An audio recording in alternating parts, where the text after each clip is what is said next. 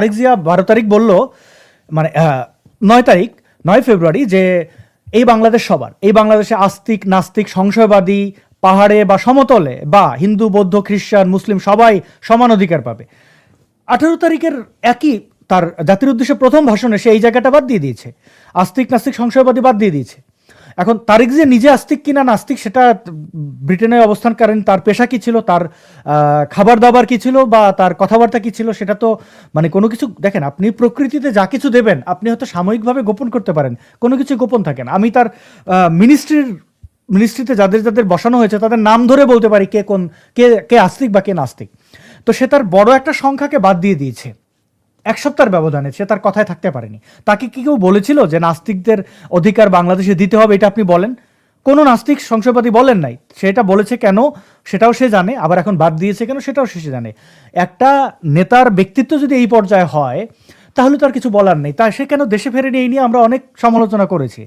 আর সে যে ভীতু সেটা আমরা জানতাম, কিন্তু তারপরে যখন দেশে এসেছে জামাতের কাছ থেকে এই দেশটা রক্ষা করেছে, তাও ভেবেছিলাম কিছুটা আশার আলো দেখা যায়।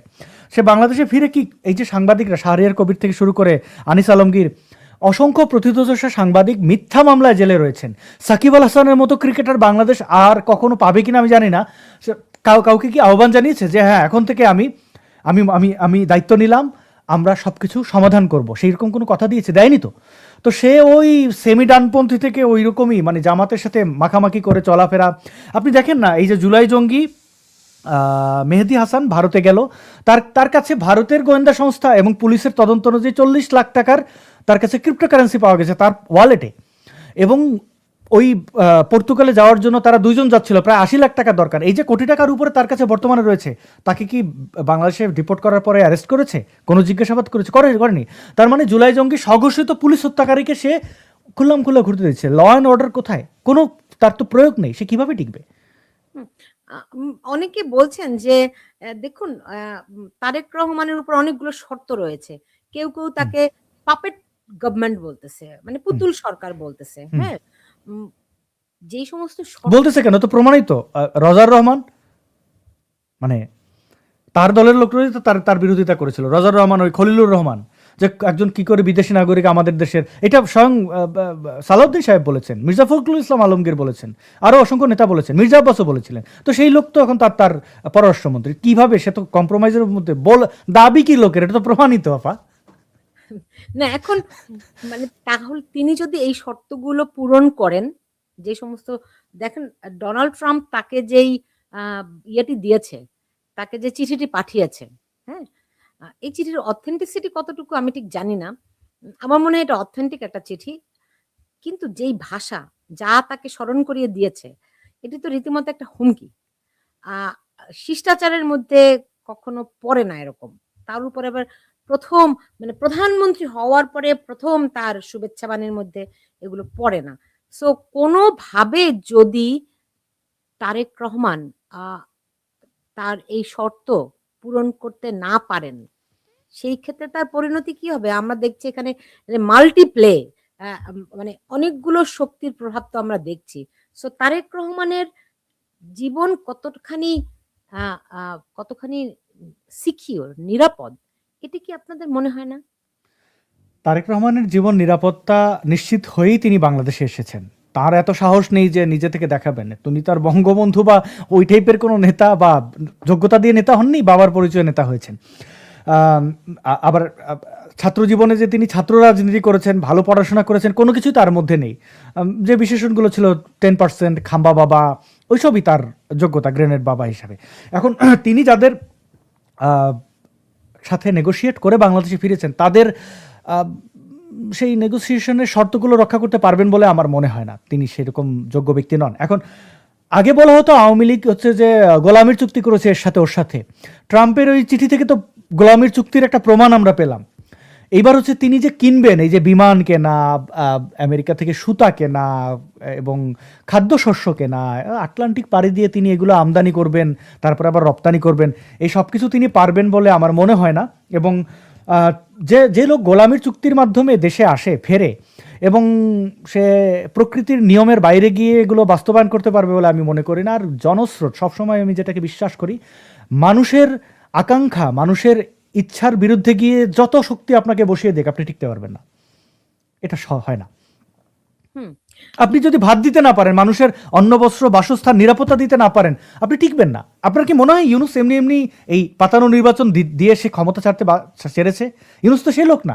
যখন দেখেছে তার জনপ্রিয়তা শূন্যে, কদিন পরে তারা অলরেডি তাদের অনেক অনেক জায়গায় গিয়ে মাইর খাওয়া শুরু হয়েছিল। তারা দেখলো যে না, ছাড়িয়ে দেওয়া কাইন্দা বাচ্চা, এখন আর এটা রক্ষা করতে পারবো না, তখন সে ক্ষমতা হস্তান্তর করলো। তারেক জিয়াও একই অবস্থা। সে যখন মানুষকে এই যে বলছে যে ফ্যামিলি কার্ড দেবে, এই দেবে ওই দেবে, এগুলো বলা যায় আপা, ক্ষমতায় থেকে ক্ষমতার বাইরে বসে বললে মানুষ ভাবে আচ্ছা আশায় বা বাঁচে চাষা, কিন্তু এখন তো সে ক্ষমতায়, সে পারবে না মানে মানুষ গিয়ে ধরবে তাকে যে তুমি বলছো দাও না কেন। আন্দোলন হবে, সেগুলো থামাবে কি করে? আর আন্দোলন সংগ্রামকে কোন পর্যায়ে নিয়ে যেতে হয় সেটা আওয়ামী লীগের অতীত দেখলে বোঝা যায় যে কোথায় কোথায় নিয়ে গেছিল আওয়ামী লীগ। কিন্তু আওয়ামী লীগ, আপনাকে মনে হয় না যে আওয়ামী লীগ তার সেই পথ, যেই রাজনৈতিক বুদ্ধিমত্তা, শক্তি, কৌশল, এগুলো সব ভুলে গেছে বলে মনে হয় না? না, আমার মনে হয় না ভুলে গেছে। ট্রেনিং কেউ জমা দেয় না। পরিস্থিতি খারাপ বলে তাদের নেতৃত্বে কিছুটা শূন্যতা আছে বলে মনে হয়, কিন্তু যখন আন্দোলন শুরু হয়ে যাবে তখন আপনাকে বলে দিতে হবে না, শেখ হাসিনার নির্দেশনা দিতে হবে না, দেখবেন যে মানুষ জড়ো হয়ে গেছে। এই যে বাংলাদেশে মিছিলগুলো করলো আওয়ামী লীগ, ছাত্রলীগ, ঝটিকা মিছিল, এগুলো কি ওপর থেকে বলা হয়েছে এইভাবে করো? না, এটা হয়েছে। ইলেকশনে দেখেন আওয়ামী লীগ যে ভূমিকাটা পালন করেছে, এটা অসাধারণ না? তারা তো, আওয়ামী লীগ যদি নেতৃত্বহীন হতো তাহলে তো, নেতৃত্ব শূন্য হলে তো তারা মারামারি লাগিয়ে দিত। কোন জেলায় আওয়ামী লীগ হামলা করেছে? গোপালগঞ্জ। যে গোপালগঞ্জের এখন পর্যন্ত এই জুলাই জঙ্গিরা তাদের পূর্ণ যে পিক সময় ক্ষমতার, তখন গিয়ে তারা এসিপিতে করে পালিয়ে এসেছে না? গোপালগঞ্জে কাউকে ভোট দিতে দেয় না, কিন্তু মারে নাই কাউকে। আওয়ামী লীগ চাইলে তো ওইখানে সংসদ করতে পারতো। তারা কিন্তু চেইন অফ কমান্ডে আছে এখনো, সঠিক সময়ের অপেক্ষা করছে আমার মনে হয়। আরেকটা জিনিস, আওয়ামী লীগ কি মানে একটু বিভ্রান্তিতে বা বিভক্তির মধ্যে আছে বলে মনে হয়?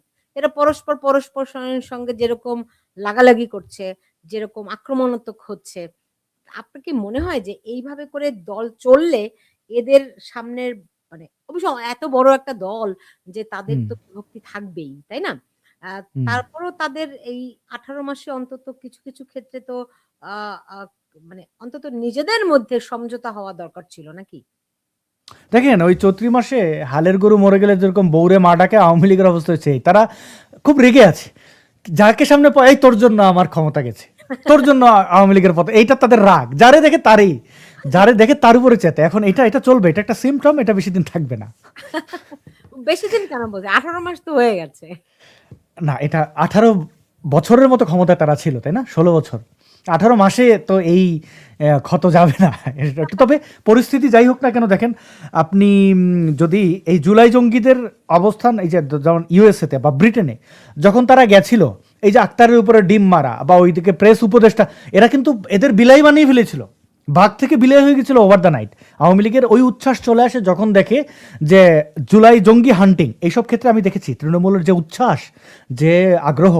আপনি দেখেন তারেক জিয়ার এখন তো জামাতের কাছ থেকে, সে যেহেতু ক্ষমতা ইউনূসের কাছ থেকে তার কাছে নিয়েছে, কিছুটা স্বস্তি, একটা ট্রানজিশন চলছে, কিন্তু তারেকের ফেলিওর কোনো কিছু হোক, দেখবেন কিভাবে ঝাঁপিয়ে পড়ে, তখন আর এই রাগটা থাকবে না। খেলার মাঠ এখন উত্তপ্ত হচ্ছে, সময় আসছে মনে হচ্ছে।